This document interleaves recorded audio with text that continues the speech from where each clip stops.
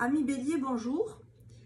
Nous allons voir ce que vous donne comme avis de tendance dans la météo astrale pour ce mois de décembre 2023. Et la carte qui va accompagner votre mois de décembre, ou du moins au début du mois de décembre, c'est la carte de la montagne qui nous dit que l'énergie est au-dessus de la matière.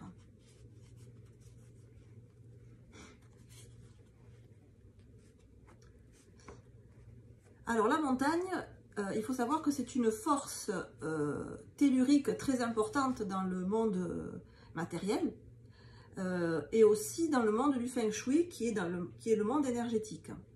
Donc le fait que vous tiriez cette carte de la montagne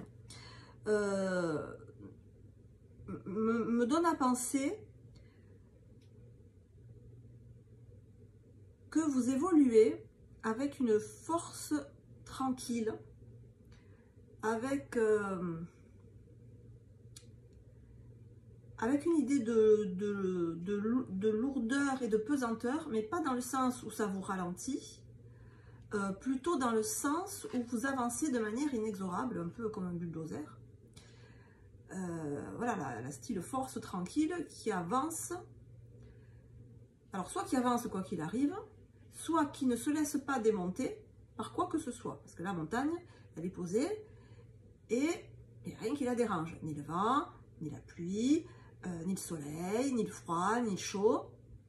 C'est l'essence même de la stabilité, de la solidité. J'en veux pour preuve quand on médite, par exemple, dans de nombreuses traditions, on nous dit de prendre la position de la montagne et d'être aussi stable et ancré qu'une montagne avec une base large et solide. Et en gardant, on ne peut s'élever vers les sphères plus hautes de la conscience qu'en ayant une base ancrée très solide. Et c'est ce que nous dit la montagne. Voilà, cette énergie de la montagne. Selon ce que vous voulez, c'est-à-dire soit si vous voulez ne pas être ébranlé, ou si vous voulez au contraire avancer, donc que votre intention soit de consolider votre situation, soit que votre intention soit de faire évoluer votre situation. Dans tous les cas, ce qu'on vous dit, c'est que il est bon pour vous de prendre en considération des éléments qui ne sont pas matériels, qui ne sont pas concrets, autrement dit, qui sont énergétiques. Par définition, l'énergie, c'est le pas concret, c'est le pas réalisé. Quand on parle des mondes, en bouddhisme par exemple, on parle des mondes réalisés et des mondes non réalisés. Bon, nous là, on est dans le monde réalisé. Tout ce qu'il y a autour, c'est le non manifesté, le non réalisé. On appelle aussi ça le champ quantique. Un américain, le docteur Joe Dispenza, a développé toute une théorie sur le champ quantique et il utilise le champ quantique, donc le non manifesté, le truc qu'on ne voit pas, quoi. Voilà. L'idée, c'est que ce vide, il n'est pas vide. Ce vide, il est plein de potentialités. Il est rempli de choses que l'œil humain ne peut pas voir. Et la physique quantique démontre ça. Je ne pourrais pas vous l'expliquer, je ne suis pas physicienne quantique. Mais quand on envoie des ondes électromagnétiques entre deux sujets, par exemple vous et moi, enfin moi et la caméra, les ondes butent sur certaines choses. Or, à l'œil nu ou même au microscope, il n'y a rien. Donc, par déduction, les scientifiques ont dit, bon, si nos ondes butent, c'est qu'il y a des choses. Donc, on ne sait pas ce qu'il y a. La physique ne sait pas ce qu'il y a. Par contre, elle sait qu'il n'y a pas rien. Voilà. Bon, je ferme la parenthèse.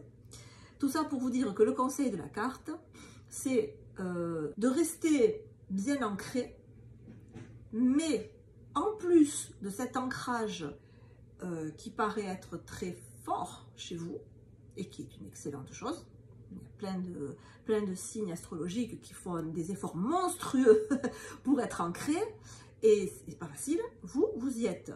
Donc ça veut dire, dans le concret, que si vous voulez avancer dans vos projets, ou pérenniser vos projets, il est bon pour vous de prendre en considération le subtil, le non-dit. comme un peu la méthode Coué. C'est pas parce que je vais répéter que je suis prospère et abondante financièrement que tout d'un coup je vais gagner le jackpot. Hein. Donc c'est vrai que ça paraît au premier degré complètement stupide, mais en fait ça l'est pas, et ça vous demande d'intégrer ce genre de concept. C'est-à-dire qu'il y a un moment où quand on veut progresser, quand on veut rendre son métier fertile, quand on veut, je ne sais pas moi, avoir plus d'argent, développer un chiffre d'affaires plus important, quand on veut avoir plus de clientèle, enfin, voilà, des choses très pragmatiques. Quand on veut atteindre ce genre de choses très pragmatiques, ce que nous dit la carte, c'est qu'il est bon d'en passer par des choses qui justement ne le sont pas pragmatiques. Voilà. Donc c'est un appel qui vous est fait à vous ouvrir à tout ce qui est de l'ordre peut-être de la psychologie positive, peut-être, je ne sais pas moi, de la méditation, de la prière, ça évoque aussi une idée de sentiment, une idée de... Sur la carte, on voit de l'eau qui coule, hein, on voit un torrent qui vient des montagnes enneigées, on dirait, et ce torrent dévale sur une montagne et s'écoule en ruisseau jusqu'à la mer, et on voit que la montagne est verte et verdoyante.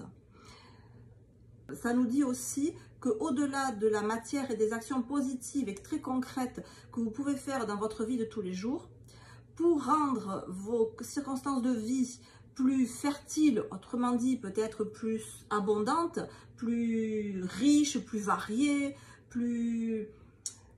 avec peut-être plus de relationnel, plus de...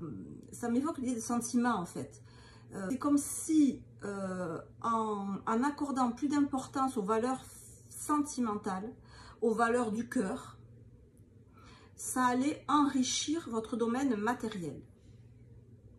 Voilà, alors c'est vrai que les deux énergies peuvent paraître pas forcément conciliables, parce que si on veut avoir, par exemple, un plus gros chiffre d'affaires, c'est rarement en développant les qualités humaines, les qualités existentielles, les qualités de compassion universelle, etc. Mais c'est pourtant ce que vous dit la carte, c'est qu'en développant l'aspect spirituel, l'aspect émotionnel de votre vie, ça va avoir un effet très concret et j'ai envie de dire lucratif, je ne sais pas pourquoi, lucratif dans votre vie de tous les jours. Voilà, amis Bélier, je vous souhaite d'excellentes, lucratives, prospères, abondantes fêtes de fin d'année. Je vous dis à très bientôt. À ciao.